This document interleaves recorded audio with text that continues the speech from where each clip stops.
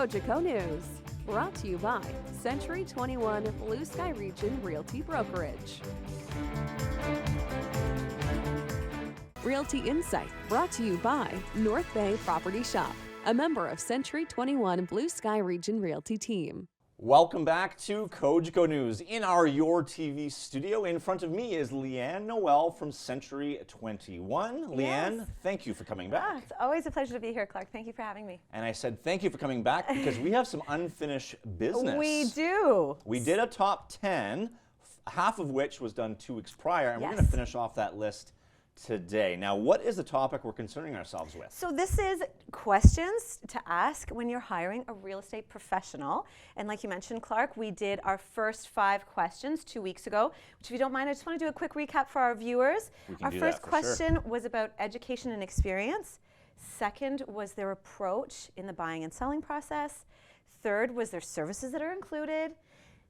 Fourth is the neighborhood area that they might specialize in. And the last one was the CMA, which is the comparative market analysis. Okay, so that means we are going to go 6 through 10. How did you make this list? Because I can imagine it would be a difficult selection process to have 10 questions. Very true. There are many, many questions for sure when you are sitting down with a potential realtor. With 15 years in the business now, I think I've heard them all, but you know, not every day is the same. So I really wanted to hone in on the top 10. Number 6. Yes. Or number 1 for today, if Exactly. someone's just tuning in. Yes. Do you work on your own or as part of a team? Yes, very important to know. So you might be interviewing somebody, they might have a team, maybe a buyer's rep that they're working with, an assistant. So you really want to understand who is the day-to-day contact. Maybe it's not the person that's sitting in front of you talking about all the services that they're going to offer. So to avoid disappointment, just be clear on who it is that's going to be in touch with them daily, weekly, even monthly. Number 7 or number 2 for Yes. today. How many other clients are you working with at the time? So this is all about workload. Yes, there's really no right or wrong answer here, but let's expectations. So you just want to know maybe how much time that rep has that they're going to be able to dedicate to you and your particular needs. Would it be a red flag if someone refuses to answer any of these questions? Absolutely. Thank you so much for your time, and yeah, maybe pick up the phone and call somebody else. Good to know. Yes. Always got to be aware of those red flags. Absolutely. Number 8, how will you keep me informed? Yeah, so obviously in any relationship, communication is key, and in this instance, it's no different. So and one question I always ask potential clients is, how do you prefer to be communicated with? Is it by text, email, phone call, or otherwise? I had some lovely clients, elderly people that really didn't want to talk on the phone. They wanted to meet face to face. So weekly, we took the time. They had a list of questions, and once a week, I went to their home. We sat down, had a cup of coffee, and that really made them feel comfortable throughout the process. So again, find out what you're looking for, and just be sure that those expectations that you have are met.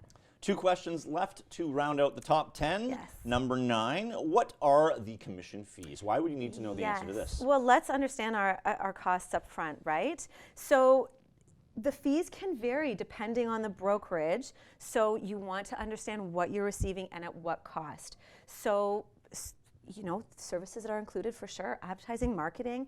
We want to talk about home staging, videography, photography. If you're getting a pre-list home inspection done, who's going to cover that cost?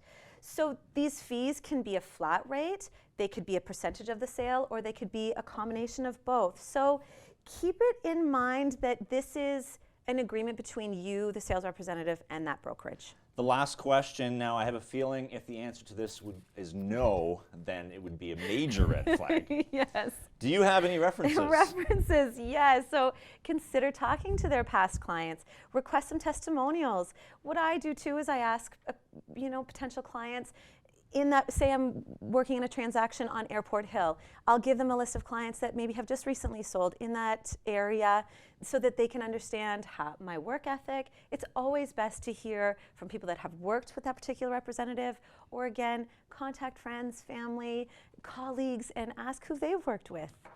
Now, for our next episode, Yeah. this topic would be quite valuable for us a few weeks ago. Right. Because in the next episode will be the vacation checklist, helping our clients prepare their homes. Yes, if you're going away, maybe a few days, a week. If you're a snowbird looking to go for months at a time, it's important to maybe have a good checklist so that you feel comfortable and you can really go and enjoy. Security, I think, would be first and Going foremost. to be on there, absolutely, Clark. Okay, before we let you go, there's a couple, or actually 3 monkeys behind us in there. If you guys want to come to the glass, is it the There's flossing 2. dance that the kids do these days? I don't know how to do it. There they are. Okay, there they are. Okay, can you tell us who these folks are? Well, my 2 sons, Archie and Theo, and my beautiful daughter, Etta. It's a snow day, and Coach Go was so gracious to let us come in and take over. And they are your biggest supporters. Okay. Yes, they are. Guys, thank you for coming in. Thank you for behaving for the most part. Yes. We'll get some Windex for that class. Yeah.